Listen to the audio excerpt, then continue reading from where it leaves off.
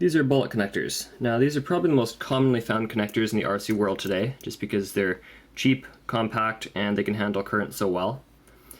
And I'm going to be showing you how to solder these guys up today. What you're going to need to solder bullet connectors up, obviously, are the bullet connectors. Now these are 4mm connectors, which are probably the most common connector when it comes to 1/10 scale cars and trucks, but they come in many other sizes as well.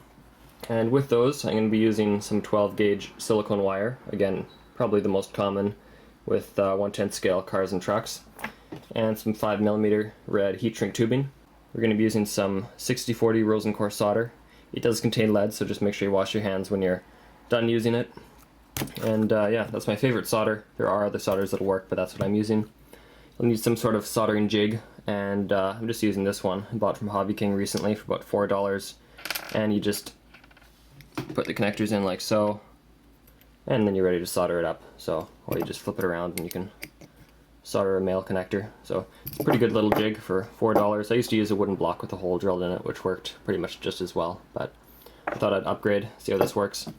And then I'm also using this is actually a Hakko 936 soldering station. If you can get a hold of that one, it's about $84. Go for it. It's a great investment and it'll last a lifetime. And I have my temperature set at around 750 degrees. And of course, my trusty old Rat 1 knife. The first thing I need to do is strip the wire. So with a knife I just roll it back and forth a couple times, and the silicone should just pop right off.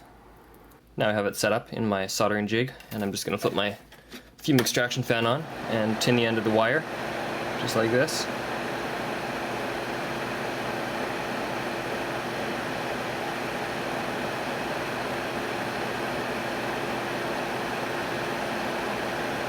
And what we're going to do now is feed a bunch of solder into the little cup at the top of the bullet connector, and this is essentially the equivalent to tinning the bullet connector.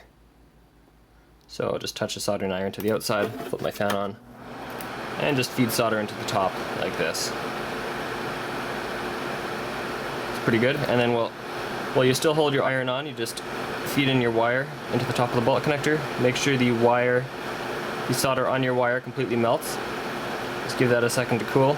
You'll notice a little bit of solder did spill out onto the bullet connector. If you want, you can take your soldering iron and just wipe that off. Now what we're going to do is chop off about that much heat shrink tubing. So, about like that. And then if you have some sort of a heat gun or even a lighter works. I'll use a lighter in this case because not everybody has a heat gun. And just basically heat the heat shrink tubing up so it shrinks onto your bullet connector. That's really about all there is to soldering a bullet connector.